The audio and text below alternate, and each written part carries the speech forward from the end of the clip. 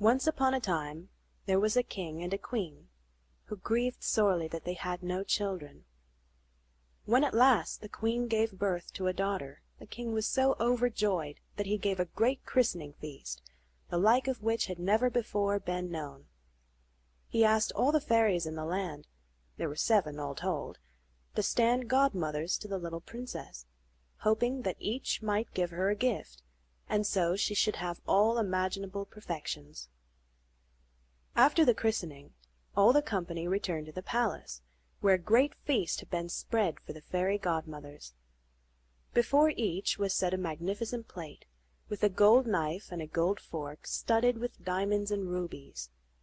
Just as they were seating themselves, however, there entered an old fairy, who had not been invited because more than 50 years ago she had shut herself up in a tower, and it was supposed that she was either dead or enchanted.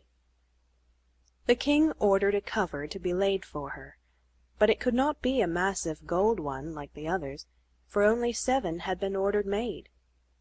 The old fairy thought herself ill-used and muttered between her teeth.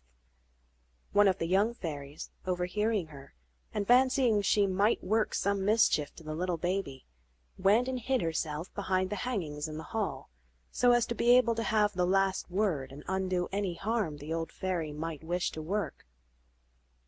The fairies now began to endow the princess. The youngest, for her gift, decreed that she should be the most beautiful person in the world. The next, that she should have the mind of an angel. The third, that she should be perfectly graceful. The fourth, that she should dance admirably well. The fifth, that she should sing like a nightingale. The sixth, that she should play charmingly upon every musical instrument. The turn of the old fairy had now come, and she declared, while her head shook with malice, that the princess should pierce her hand with a spindle and die of the wound.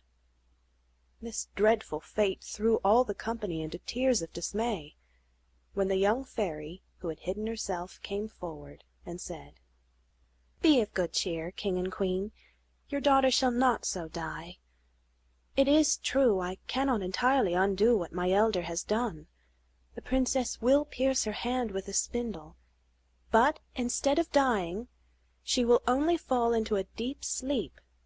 The sleep will last 100 years, and at the end of that time, a king's son will come to wake her." The king, in hopes of preventing what the old fairy had foretold, immediately issued an edict by which he forbade all persons in his dominion from spinning or even having spindles in their houses under pain of instant death. Now 15 years after the princess was born, she was with the king and queen at one of their castles, and as she was running about by herself, she came to a little chamber at the top of a tower, and there sat an honest old woman spinning, for she had never heard of the king's edict. "What are you doing?" asked the princess. "I am spinning, my fair child," said the old woman, who did not know her. "How pretty it is!" exclaimed the princess. "How do you do it? Give it to me that I may see if I can do it." She had no sooner taken up the spindle than, being hasty and careless, she pierced her hand with the point of it, and fainted away. The old woman, in great alarm, called for help. People came running in from all sides. They threw water in the princess's face, and did all they could to restore her, but nothing would bring her to. The king, who had heard the noise and confusion, came up also, and remembering what the fairy had said, he had the princess carried to the finest apartment, and laid upon a richly embroidered bed. She lay there in all her loveliness, for the swoon had not made her pale. Her lips were cherry ripe, and her cheeks ruddy and fair. Her eyes were closed, but they could hear her breathing quietly. She could not be dead. The king looked sorrowfully upon her. He knew that she would not awake for 100 years. The good fairy, who had saved her life and turned her death into sleep, was in the kingdom of Mataquin, 12,000 leagues away, when this happened. but she learned of it from a dwarf who had a pair of 7-league boots, and instantly set out for the castle, where she arrived in an hour, drawn by dragons in a fiery chariot. The king came forward to receive her, and showed his grief. The good fairy was very wise, and saw that the princess, when she woke, would find herself all alone in that great castle, and everything about her would be strange. So this is what she did. She touched with her wand everybody that was in the castle, except the king and queen. She touched the governesses, maids of honor, women of the bedchamber, gentlemen, officers, stewards, cooks, scullions, boys, guards, porters, pages, footmen. She touched the horses in the stable with their grooms, the great mastiffs in the courtyard, and even little Poost, the tiny lapdog of the princess, that was on the bed beside her. As soon as she had touched them, they all fell asleep, not to wake again until the time arrived for their mistress to do so, when they would be ready to wait upon her. Even the spits before the fire, laden with partridges and pheasants, went to sleep, and the fire itself went to sleep also. It was the work of a moment. The king and queen kissed their daughter farewell, and left the castle, issuing a proclamation that no person whatsoever was to approach it.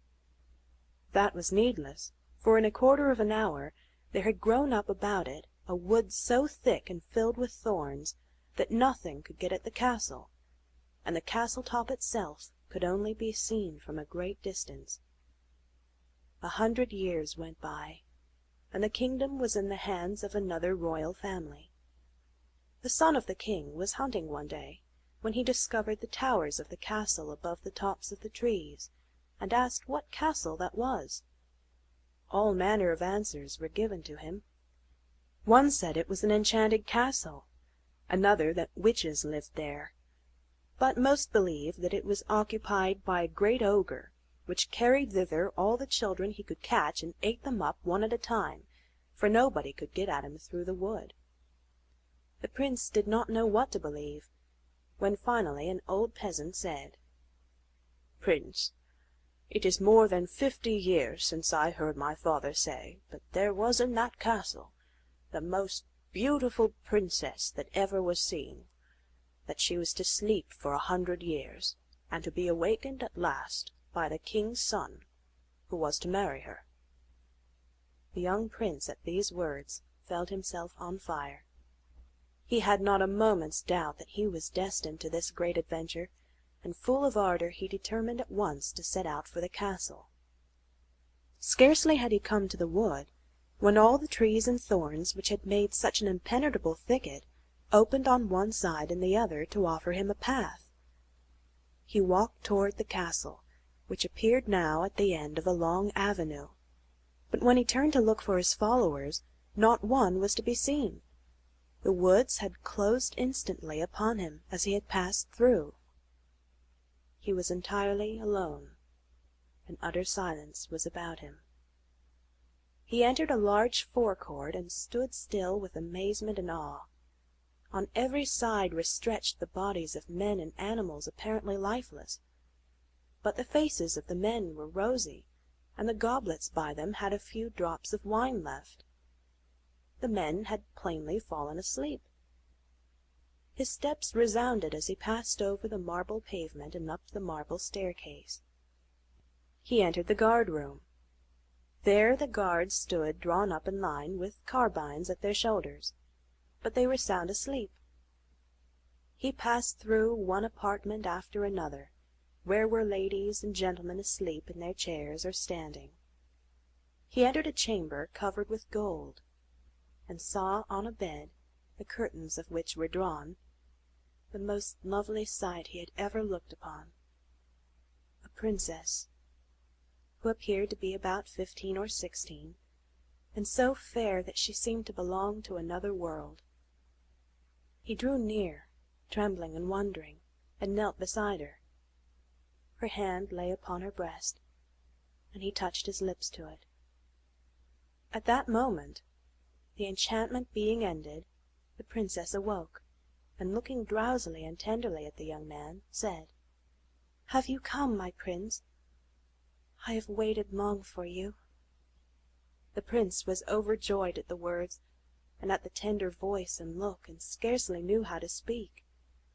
But he managed to assure her of his love, and they soon forgot all else as they talked and talked. They talked for 4 hours, and had not then said half that was in their heads to say.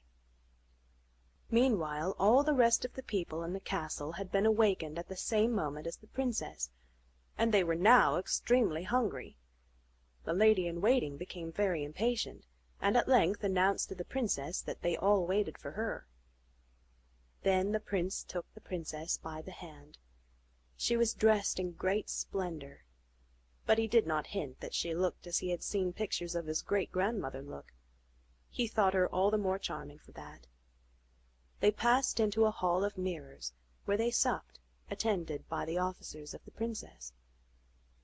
The violins and hautboys played old but excellent pieces of music, and after supper, to lose no time, the grand almoner married the royal lovers in the chapel of the castle. When they left the castle the next day to return to the prince's home, they were followed by all the retinue of the princess. They marched down the long avenue, and the wood opened again to let them pass. Outside they met the prince's followers, who were overjoyed to see their master. He turned to show them the castle, but behold, there was no castle to be seen, and no wood. Castle and wood had vanished. But the prince and princess went gaily away, and when the old king and queen died, they reigned in their stead.